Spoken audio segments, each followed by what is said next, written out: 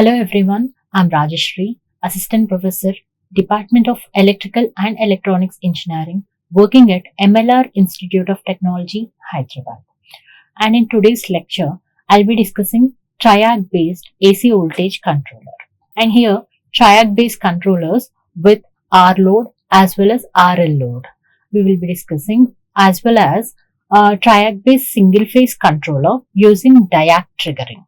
Today's lecture will be discussing TRIAC based controllers with resistive load as well as RL loads, and we will also see TRIAC based single phase control using TRIAC triggering. And this is the TRIAC based AC voltage controller.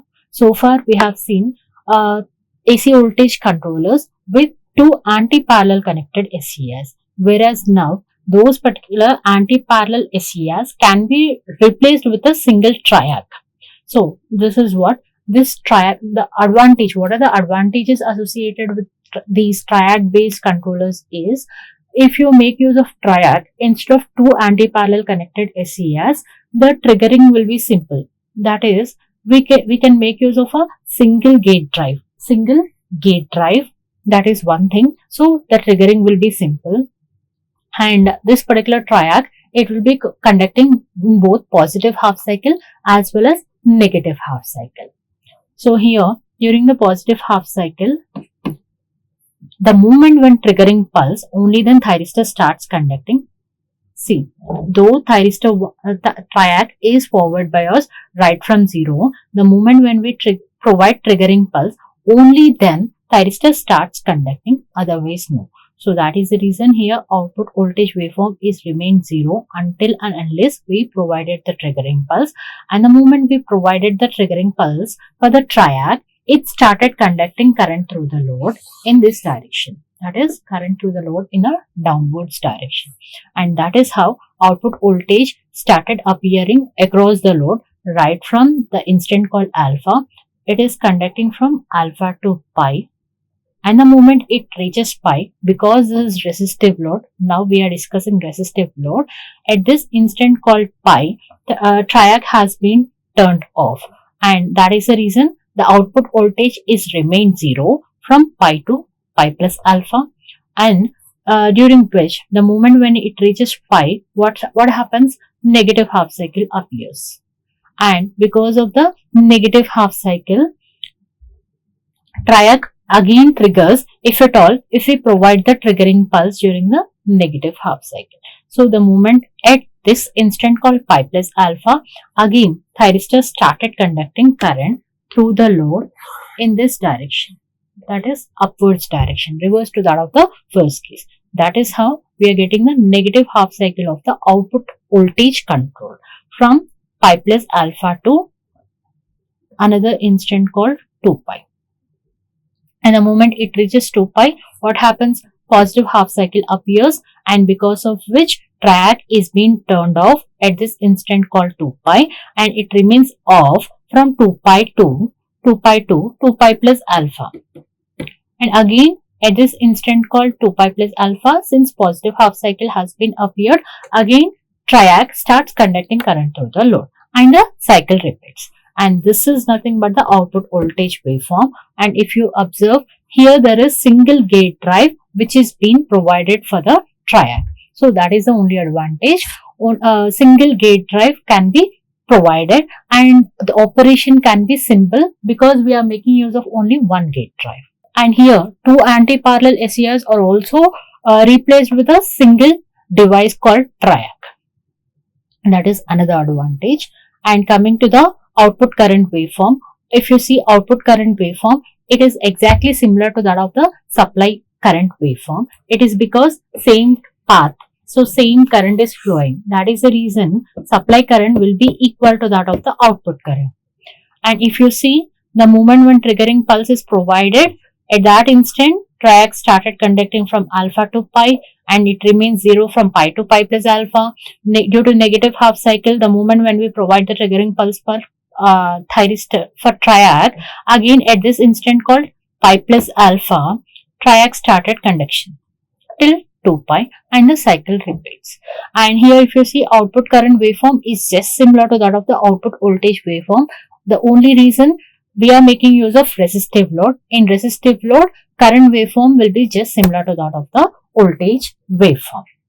And coming to the waveforms, if at all, if we are making use of inductive load, if you are making use of inductive load, in that case, if you see during the positive half cycle, the moment when we provided the triggering pulse, TRIAC started conducting from alpha and it is conducting till pi, but it is not yet turned off and the output voltage is still not zero, because at this instant called pi, the inductor, because of the presence of the inductor, the polarities across the inductor will be reversed and it is still maintaining device in conduction state. And so what? TRIAC is conducting beyond pi as long as energy stored in the inductor is completely exhausted. And the moment energy across the inductor is completely dissipated, at that instant, the output voltage across the load will be zero, and we call this instant as beta. And the output voltage now, it remains zero from beta to the next triggering pulse, that is till pi plus alpha. And during the negative half cycle, again at the moment when we provide the triggering pulse, at that instant TRIAC starts conducting current through the load in the reverse direction to that of the first case. That is how we are getting negative output voltage waveform controlled, and it is conducting this T2.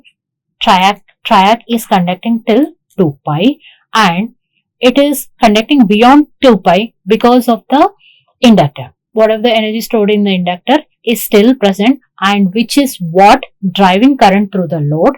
And this particular output voltage waveform will be exactly following the supply voltage waveform. So that is how we are getting the negative spike over here. And once the energy stored in the inductor is completely dissipated, at this instant it is becoming zero and it is remained zero. And again at this instant, during the positive half cycle, when triggering pulse is provided, T1 again starts conduction and the cycle repeats. So this is nothing but your output voltage waveform. And now let us see the output current waveform for TRIAC based controller with RL load.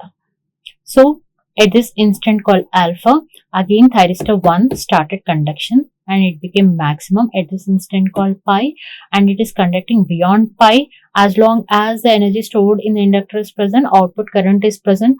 And once the inductor is completely exhausted, so output current across the load will become zero at this instant called beta, and output current remains zero. And during the negative half cycle, T2 starts conducting current through the load, and T2 is conducting and it becomes maximum at this instant called 2 pi. And this particular TRIAC still conducts beyond 2 pi. It conducts beyond 2 pi because of the presence of the inductor. And again T1 conducts here and the cycle repeats. And the only disadvantage associated with TRIAC based controllers is it is not suitable for inductive loads. If at all, if you are making use of TRIAC in inductive loads, in that case there is no proper time for which the TRIAC is being off. It will be conducting continuously, which is not safe and which is not healthy for the TRIAC operation. It need to remain off for a certain period of time. So what? TRIAC is best suitable for the resistive loads and it is not much suitable for the inductive loads because the sufficient turn-off time will not be provided, and in this process the TRIAC may get damaged. So for healthier operation, it is only suitable for resistive loads, not for inductive loads. And then TRIAC based controllers using DIAC triggering. DIAC triggering, yes, we may make use of RC triggering, UJT triggering as well as DIAC triggering in order to provide the gate triggering pulse for the TRIAC.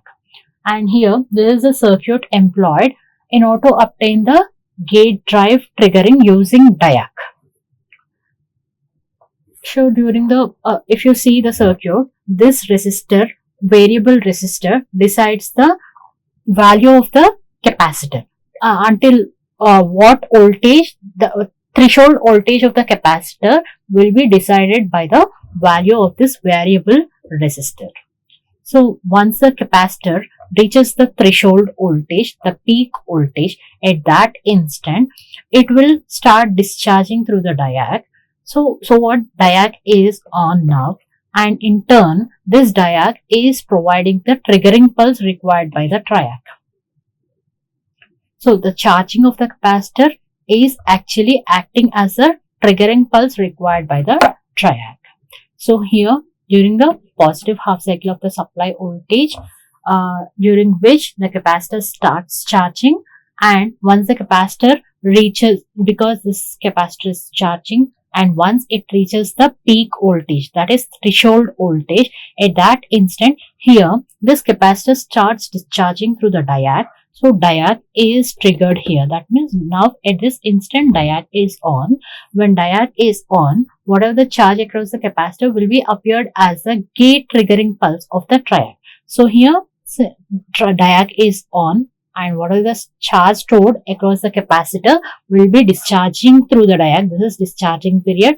When it is discharging through the diac, at that instant, the charge across the capacitor is applied across the TRIAC as a triggering pulse. So right from alpha to pi, there is a triggering pulse which is being provided for the TRIAC. That is from alpha to pi. And this is the gate voltage of the TRIAC. And again from during the negative half cycle, again here diac capacitor starts charging, and the threshold voltage of the capacitor will be decided by the variable resistor. And once it reaches the threshold voltage, at that instant, the capacitor discharges through diac, and this is when capacitor is charging. And once it reaches the threshold voltage, now again diac is on, and it is discharging through the diac. And when the capacitor is discharging through the diac, at that instant, the charge across the capacitor will be applied as triggering pulse for the TRIAC. And this is the triggering pulse for the TRIAC during the negative half cycle.